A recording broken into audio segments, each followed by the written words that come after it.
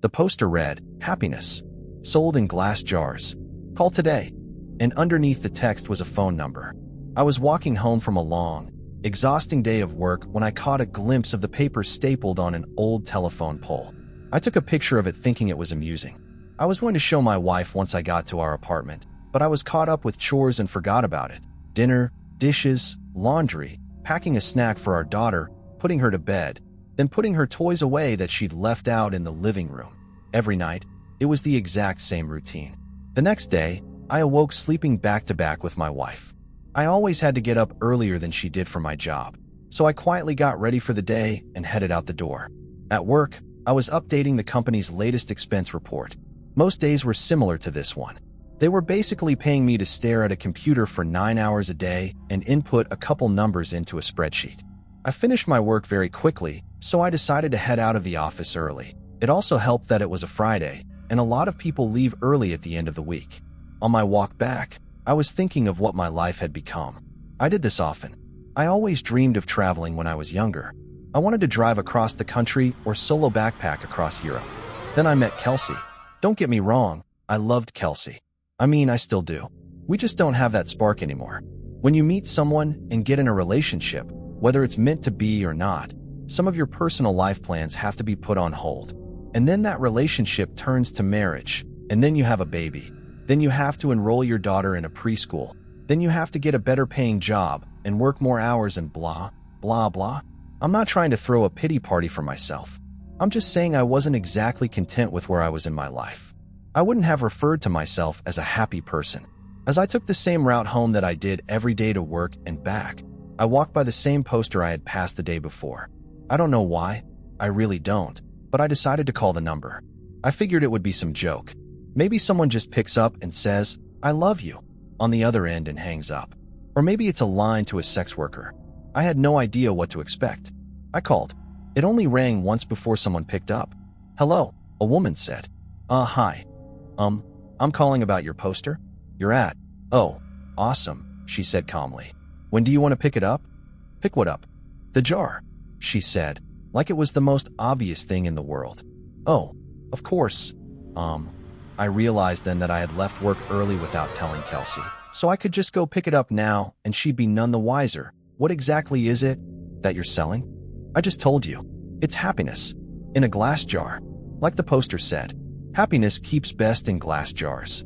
They're more durable than, say, a plastic bag." Okay. Should we meet somewhere?" "For sure. I don't want you to end up being a creep or something. So let's go to a public place." The public place we decided on was a Starbucks parking lot a little over a mile from me. Now, I didn't think I was really going to be buying a jar of happiness or whatever. I was 99% sure she was going to sell me drugs. Maybe heroin would be in the jar. I remember thinking, oh no, happiness is probably a nickname for some street drug, and I'm going to a drug deal. What if she's a cop? Am I going to be arrested? But something inside me told me to keep walking, and so I did. I stood outside and texted her. "Me, I'm here." Her, "Cool. Be there in a sec." "Me, what are you driving?" Her, "Silver Camry." And as her final text came through, I saw her car pull in. She took a spot not too far from where I stood. I could see there was no one else in the car, which put my kidnapping fear to rest. She opened her door and stood on the pavement, looking around until her eyes met mine. I gave her a little nod of acknowledgement. She simply responded by waving her hand, gesturing for me to come over to her car, so I did. She was young, maybe mid-20s, with curly, golden hair. Her skin was pale and contrasted with the all-black outfit she was wearing. I thought she looked like Glinda the Good Witch from The Wizard of Oz had put on the Wicked Witch's clothes. "Nice day out," she said as a greeting. "Oh yeah, it is. Hadn't really paid attention to it." "You were the one that called about the jar, right?" "Yeah, that was me." "Cool. Well, here you go." She handed me a very small glass mason jar. It couldn't have been more than 2 inches tall. Inside of it was a light. Not a light bulb, just light. It was like someone bottled up sunshine. It glowed even in the mid-afternoon daylight. It looked like a tiny sun, or a tiny universe existing in this little crystal-walled home. I was admiring it with no attempt to hide the awe on my face. Pretty rad, isn't it? What is it? You've asked that, like, 3 different times, I think. My answer is still the same. It is happiness. Happiness in a glass jar. What do I do with it? Keep it, she said simply. If you have any problems, shoot me a text. She started to get into her car. Wait, I said. I thought you were selling this. How much is it? Don't worry, man, she said with a smile. You'll pay. She closed her door, and I stepped out of her way as she backed up, then drove off. What the hell had just happened? What was I holding? I looked down at the jar again. Its radiance was simply mesmerizing. I put it in my pocket and could see its glow slightly through my pants.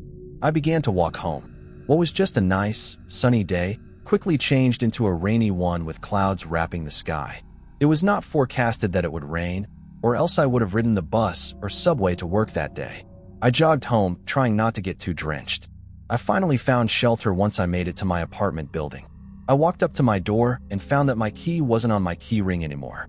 Shit, I can't believe I lost it again, I thought. I knocked on the door and said in a somewhat loud voice, "Hey babe, it's me. I don't know what happened to my key." I heard the door being unlocked from the other side. When the door opened, I was greeted by a large, heavy-set man with greasy hair and unkempt goatee. He said, "I think you got the wrong door, bud." "Oh," I said, disoriented. "My bad, sorry, have a good one." He let out a chuckle as he closed the door.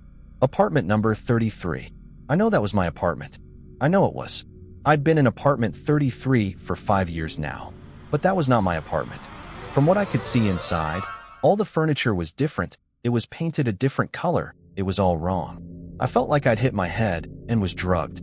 In that moment, nothing made sense. I pulled out my phone to call Kelsey so she could calm me down and tell me I just got confused for a second. But her contact wasn't in my phone. In fact, nothing was in my phone. I had no messages with her. No previous calls. No pictures. It was like my phone reset to its factory settings.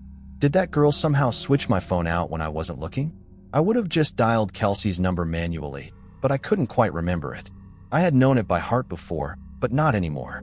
I needed to get back to the office. I had all my contacts backed up on my work computer. Since it was still raining, I hopped on the bus, which had a stop right in front of the apartment complex.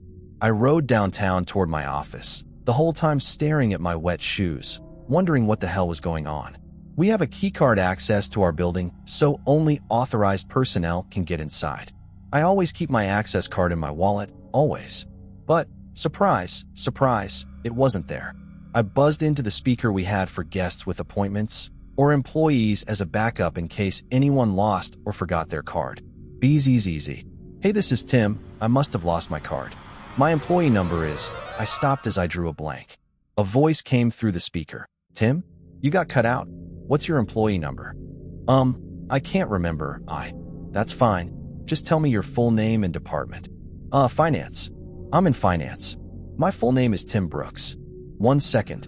About 30 seconds later, the man spoke to me again. "We don't have a Tim Brooks working in this building. Did you have an appointment with someone?"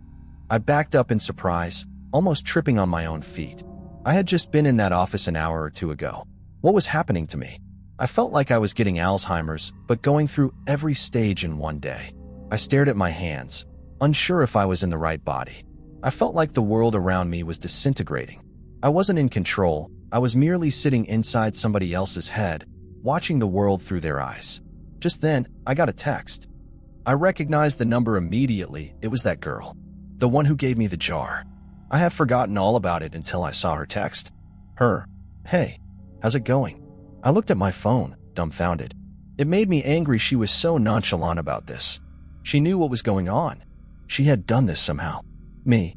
What the hell did you do to me? Her. The worst is yet to come. I was astronomically close to just chucking my phone as far as I could in frustration. I took the jar out of my pocket. It looked unchanged, still glowing just as bright. "What the fuck did you do?" I yelled at the jar, realizing I probably looked like a lunatic. As I stared at its glistening glass, I realized something. I didn't know what my wife's face looked like anymore. I knew her name. Well, I know it started with a K or maybe a C. I couldn't picture her in my mind. I knew I had a wife. I knew I did. Yes, because I had a daughter. I had a wife and a daughter. I just couldn't remember their faces then, or their names, or their birthdays, or any memories I had with them. I know they existed. They did exist. I had just seen them that morning, right? I couldn't remember how she looked, or what she smelled like. What was our first date? We had a wedding, right? What about our first kiss? Or my daughter, or was it my son? Maybe I didn't even have a kid. But my wife, or girlfriend, she was real. I knew she was. The thought was tearing me apart. I couldn't see her in my head. I couldn't recall a single fact about her. I was standing outside of the same building, but I was unsure why I was. Did I work there? I must work somewhere. The rain was accompanied by a chilly wind now. It was whipping at my face, making my nose and cheeks sting. I wanted to go home. I wanted to be with her. I wanted to be warm. I wanted to go into a shitty office job that kept a roof over my head. I wanted it all. I was soaking wet. I was miserable. I couldn't remember my parents or my childhood. Did I even have any friends? Why was I in the rain? I looked down at my hand. I was still clutching the jar.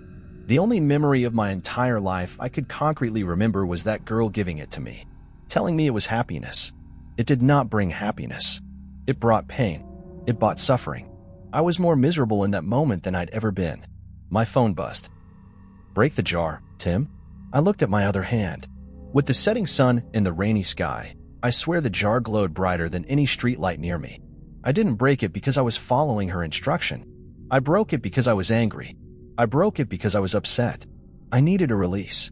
I raised my arm above my head and brought it down with one swift motion, shattering the jar on the concrete beneath my feet. That dark, chilly air accompanying the rain spread away like it was the shockwave of a bomb going off, and I was at the epicenter.